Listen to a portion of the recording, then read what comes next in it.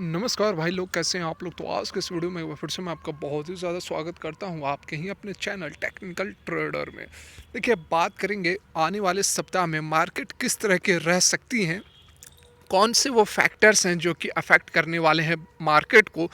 सारा कुछ समझने की कोशिश करेंगे इसी वीडियो में। पहले तो मैं आप लोगों को जो फैक्टर्स हावी रहने वाले हैं, जो बड़े इवेंट्स होने वाले हैं इस सप्ताह में, वो मैं आप लोगों को बता दूंगा। उसके बाद फिर कंक्लूड करेंगे और अपनी एनालिसिस करेंगे कि आखिर बाजार किस तरह की रहेगी, क्योंकि जो फैक्टर्स बताए जाते हैं उससे कुछ अलग ही जो एक्चुअल हकीकत जो चलती है मार्केट की, जो जो फैक्टर्स अफेक्ट करते हैं वो कुछ और ही होते हैं, और जो टीवी में हर जगह जो बताए जाते हैं खबरें वो कुछ और होती हैं। तो मैं पहले आप लोगों को बता देता हूं कि कौन से वो फैक्टर्स हैं जो कि अफेक्ट करेंगे, फिर अपनी बात भी करेंगे। तो चलिए सीधे चलते हैं मुद्दे पर।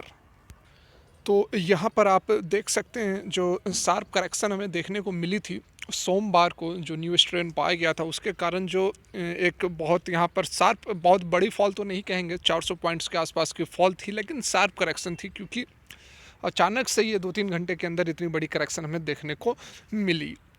उसके बाद देखिए फिर से मार्केट अपने उस लेवल पर आ चुकी है, जितनी भी लॉस हुई थी उसे रिकवर कर चुकी है। तो देखिए, बहुत ज़्यादा चिंता करने की बात नहीं है। जो न्यू स्ट्रेन पाया गया है उसको लेकर बहुत ज़्यादा चिंता करने की बात इसलिए नहीं है क्योंकि जो स्टिमुलस पैकेज की बात चल रही है सारा कुछ उसी पर निर्भर करता है। वहाँ से स्टिमुलस पैकेज 900 बिलियन का फाइनलाइज हो चुका है, लेकिन अभी थोड़ी बहुत रुकावट उसमें बची हुई है। डोनाल्ड ट्रंप का कहना है कि इस पैकेज को और बड़ा किया जाए, उसके बाद ही वो इस पर साइन करेंगे। तो थोड़ी बहुत उसमें भी अभी रुकावट अब बनी हुई है, लेकिन बहुत ज़्यादा चिंता की बात नहीं है। देखिए, जो फैक्टर्स अफेक्ट कर सकते हैं उनकी बात कर लेते हैं। जैसे सबसे बड़ा फैक्टर तो और सबसे जनरल कॉमन फैक्टर हो चुका है कोरोना वायरस। देखिए, कोरोना वायरस से कहने को यहाँ पर अब अफेक्ट ज़रूर कर रहा है, लोगों को जो ज़रूर अफेक्ट कर रहा है, लेकिन स्टॉक मार्केट की बात करें तो इंडिया में जो भी केसेस बढ़ रहे हैं उससे बहुत ज़्यादा कोई इफेक्ट नहीं पड़ रहा है।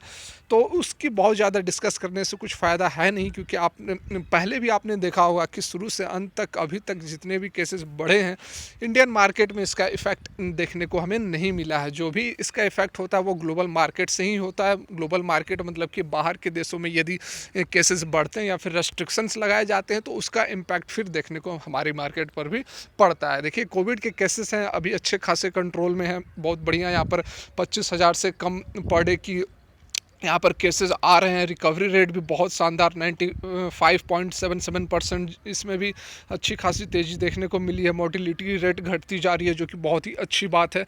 मार्केट के लिए हो ना हो, हमारे लिए तो बहुत अच्छी बात है कि मोर्टिलिटी जो रेट है वो और भी नीचे आ गई है। पहले 2.78% थी और अब और भी मतलब कि जो मोर्टिलिटी है वह घटते जा रही है।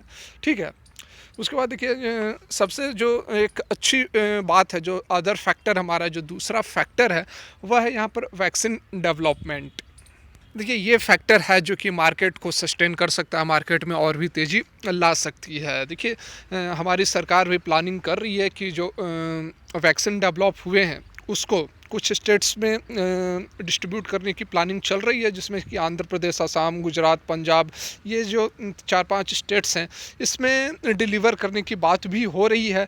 और जो वैक्सीन कैंडिडेट हैं, मतलब कि जिन्होंने भी वैक्सीन बनाई है, जिसमें कि सबसे ऊपर चल रहे हैं, जिसको कि इंडिया में अप्रूवल के चांसेस हैं, उसमें ऑक्सफोर्ड का, एस्ट्राजेनेका है, फाइज़र है, फिर से हमारी खुद की भारत बायोटेक की है। तो ये लोग लाइन में लगे हुए हैं इमरजेंसी यूज़ के लिए। जो अप्रूवल लेना पड़ता है भारत में, यदि आपको अप्लाई ये वैक्सीन लानी है तो उसके लिए आपको रेगुलेटरी से अप्रूवल लेना पड़ता है। तो एक जो मैंने 3 आपको बताया, इसमें से गवर्नमेंट भी ये विचार कर रही है कि एक जो कैंडिडेट है उसे यहाँ पर अप्रूव किया जाएगा और भारत में भी इसका जो डिस्ट्रीब्यूशन है इसको किया जाएगा, वैक्सीन को बांटा जाएगा।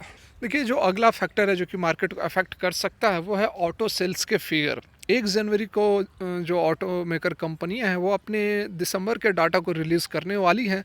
तो यदि अच्छे डाटाज आते हैं तो फिर से तेज़ी हमें देखने को मिलेगी। मारुति हो गई, हीरो मोटो कॉर्प हो गई, टाटा मोटर हो गई, एको स्पोर्ट, Eicher, TVS, Bajaj auto, M&M, Ashok Leyland, ये जो सारी कंपनियां हैं इनके जो डाटाज़ आने वाले हैं नवंबर की यदि बात करें तो बहुत ही अच्छे फिगर्स हमें देखने को मिले थे, लेकिन उसी तरह का फिगर यहाँ दिसंबर में देखने को मिलेगा या नहीं, ये तो अभी हमें समय ही बताएगा। लेकिन जो भी यहाँ पर यदि पॉजिटिव इसके फिगर्स आते हैं तो फिर तेज़ी हमें देखने को मिलेगी, और यह भी एक पैरामीटर है जो कि मार्केट को अफेक्ट करेगा आने वाले सप्ताह में।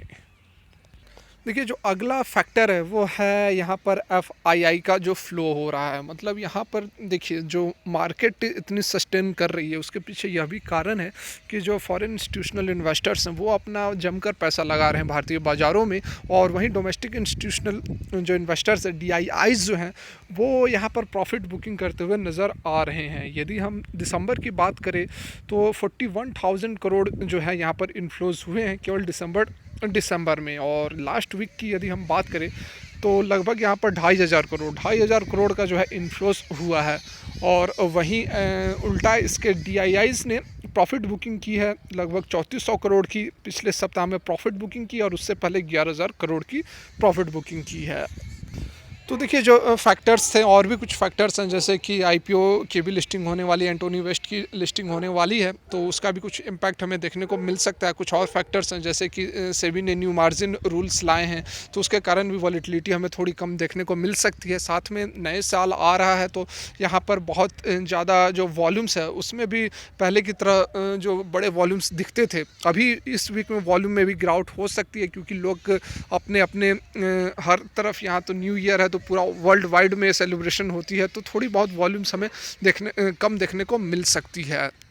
तो देखिए, ये तो फैक्टर्स हो गए, लेकिन यहाँ पर मेन जो मुख्य बात है कि मार्केट किस तरह की रहेगी आने वाले सप्ताह में, ये बहुत मैक्सिमम डिपेंड करता है कि यूएस की तरफ से जो स्टिमुलस पैकेज है वह किस तरह की आ रही है।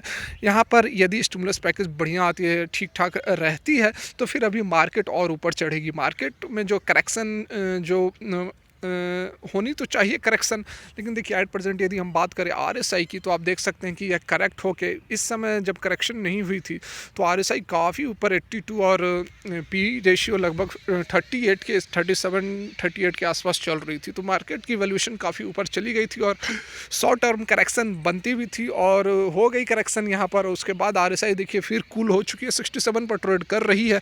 तो यहाँ पर बहुत बड़ी गिरावट तो फिलहाल देखने को नहीं मिलेगी जब तक कि आपको यूएस की तरफ जो स्टिमुलस पैकेज है उस पर कोई निगेटिव न्यूज़ नहीं आती है, तब तक कोई बड़ी करेक्शन आपको देखने को नहीं मिलेगी। छोटी मोटी करेक्शन हो सकती है, जिस तरह की करेक्शन आपको ये देखने को मिली है इसे छोटी करेक्शन ही कहेंगे, क्योंकि जिस तरह से ये रैली दिखा रही है यहाँ पर 10 से 15% के आसपास करेक्शन होनी चाहिए। जो निफ्टी जिस लेवल पर चल रही है 1400 के आसपास है, तो 1400 2000 तक की जो करेक्शन होगी तब कहेंगे कि हाँ करेक्शन हुई है। ये 300-400 पॉइंट्स की करेक्शन नहीं है, क्योंकि ये इंडिपेंडेंटली खुद अपने दम पर कर रही है। जो हमारी निफ्टी है वो खुद ऊपर जा रही है ज़बरदस्ती तरीके से, बहुत अधिक हाई पी बना ले रही है, उसके बाद उस लेवल को करेक्ट कर रही है, तो मैनिपुलेट कर रही है, रिटेल इन्वेस्टर्स को फंसा रही है। बस यही कारण है, ऑपरेटर्स वगैरह मैनिपुलेट कर रहे हैं।